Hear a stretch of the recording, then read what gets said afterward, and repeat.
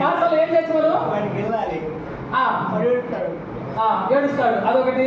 ఇంకా మనం గిల్లినప్పుడు వాడు ఏడకుండా నవ్వెట్టుకోండి. ఎమోషనల్ డెవలప్మెంట్ లేదు, ఎమోషనల్ డెవలప్మెంట్ లేదు.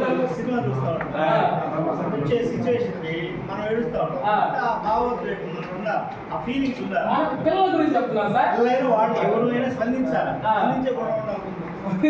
ఉండాలి.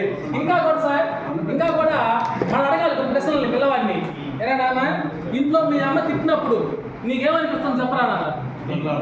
మీ అమ్మ తిట్టినప్పుడు నీకేమనిపిస్తుంది అంటే మనం రకరకాలుగా చెప్పాలి. ఇంకా రకరకాలుగా చెప్పినప్పుడు అప్పుడు అర్థమైపోతుంది మనకి, ఓహో వీటిలో ఆ డెవలప్మెంట్ అనేది ఎమోషనల్ స్కిల్ ఉందా లేదా అంటే వాడు చెప్పే సమాధానాన్ని బట్టి కూడా వాడు రాంగ్గా చెప్తే అంత కాదు నాన్న మా అమ్మ అన్నప్పుడు ఎందుకు అందా మన స్టైల్లో మనం ఎక్స్ప్లెయిన్ చేసుకుంటాం వాడికి.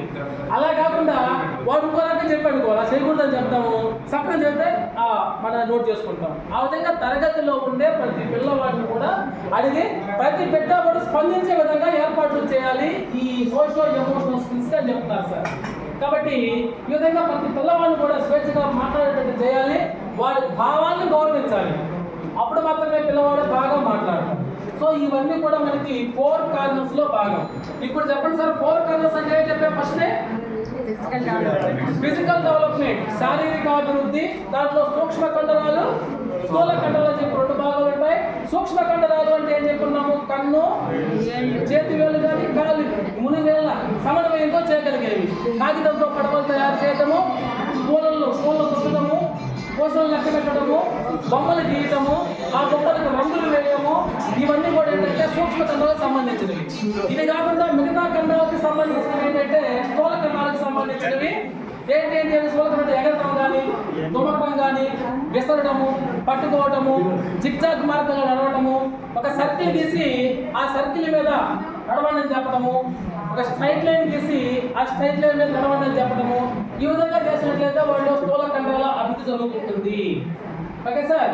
నెక్స్ట్ వచ్చేసి రెండవది కాగ్నిటివ్ డెవలప్మెంట్, మేధాభివృద్ధి. ఇది ముఖ్యంగా గణితాలకు సంబంధించింది, మెదడుకు సంబంధించి చెప్పుకున్నాం. మెదడును చెప్పుకున్నప్పుడుగా ఉపాధ్యాయులుగా మనం ఒక విషయాన్ని తెలుసుకోవాలి. మెదడు బరువు ఎంత ఉంటుంది సార్?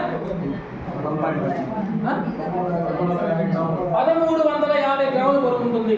మనిషి యొక్క మెదడు 1350 గ్రాములు ఉంటుంది. అది సాధారణ మనిషి యొక్క మెదడు పరిమాణం. అది పిల్లల యొక్క మెదడు పరిమాణం ఏంటంటే 6 సంవత్సరాలప్పటికీ పిల్లవాడి యొక్క మెదడు అనేది పెద్దవాడి మెదడు ఎంత ఉంటుందో దాంట్లో 95% ఉంటుంది. 6 సంవత్సరాల పిల్లవాడికి, 6 సంవత్సరాల పిల్లవాడికే పెద్దవాడి యొక్క మెదడు ఎంత ఉంటుందో దాంట్లో 95% ఆ పాటికే అభివృద్ధి చెందుతుంది. ఆ పాటికే అభివృద్ధి చెందింది కాబట్టి ఈజ్ రెడీ టు లెర్న్, నేర్చుకోవడానికి అతను సంస్కృతిగా ఉండడం లెక్క. సో ఆ విధంగా మనకి మేధాభివృద్ధికి సంబంధించి చెప్పుకున్నాం. దాంట్లో ముఖ్యంగా 3 భాగాలతో చెప్పుకున్నాం. ఒకటి ఏంటంటే కాగ్నిటివ్ డెవలప్మెంట్ లో సమస్య పరిష్కార శక్తి, పూర్వగణిత భావనలు, సంఖ్యా గణిత జ్ఞానం. సో సంఖ్యా గణిత జ్ఞానంలో మనకి పెద్దది, చిన్నది, ముందు సంఖ్య, తర్వాత సంఖ్య, స్థాన విలువలు పరిచయం చేయటము, ఇవన్నీ కూడా మనకి సంఖ్యా గణిత జ్ఞానంలో వస్తాయి. అట్లాగే సమస్య పరిష్కార శక్తి ఏమొస్తాయని చెప్పారు సార్? కొన్ని రకాల పజిల్స్ ఇవ్వటం వల్ల వాడు బాగా ఆలోచిస్తాడు. సో ఆలోచిస్తున్నాడు అంటే అది మెదడుకు సంబంధించిందిగా చెప్పుకుంటున్నాం. కానీ అదేవిధంగా ఇంకోటి ఏం చెప్పినా సార్? పూర్వగణిత భావాలు చెప్పుకున్నాం. పూర్వగణిత భావాలు అంటే ఆకారాలు, పరిమాణాలు, ఎత్తులు, కొలతలు, వాటికి సంబంధించినవి. ఇలాంటి ఆకారం గల వస్తువులు ఎక్కడన్నా చూసారా? ఇలాంటి ఆకారం గల వస్తువులు మీ ఇంట్లో ఎక్కడన్నా ఉన్నాయా? మీ ఇంట్లో కిటికీ తలుపు ఏ ఆకారంలో ఉంటుంది, లేకపోతే మీ ఇంటి తలుపు ఏ ఆకారంలో ఉంటుంది, అట్లా ఆకారాలు, పరిమాణాల గురించి మనం వారికి ఇంట్రడ్యూస్ చేస్తూ ఉంటే అది మేధాభివృద్ధికి సంబంధించింది. దాంట్లో 3 భాగాలుగా చెప్పుకున్నాం. తర్వాత భాషాభివృద్ధి గురించి చెప్పుకున్నాం. భాష అంటే అర్థవంతమైన పదాల సమూహంగా మనం భాష చెప్పుకున్నాం. అదేవిధంగా పదాలు లేకుండా చెప్పాలంటే దాన్ని వే ఆఫ్ కమ్యూనికేషన్. సో ఇట్లా మనం చెప్పుకుంటే ఈ కమ్యూనికేషన్ గురించి చాలా చెప్పవచ్చు సార్. కమ్యూనికేషన్ అనేది 21వ శతాబ్దపు నైపుణ్యం అని చెప్పుకునే మనకి 21st century స్కిల్స్ ఉంటాయి కొన్ని. ఆ స్కిల్స్లో కూడా కమ్యూనికేషన్ అనేది చాలా పెద్దపీట వేయాలి దానికి. సో మనం ఎంత బాగా కమ్యూనికేట్ చేయగలిగితే మనం ఆ రంగంలో అంత బాగా రాణించగలం. కేవలం మన దగ్గర విషయం ఉన్న మాత్రానే అందరూ గొప్పలు కాలేరు. ఆ విషయాన్ని ఎదుటి వారికి కమ్యూనికేట్ చేయగలగాలి.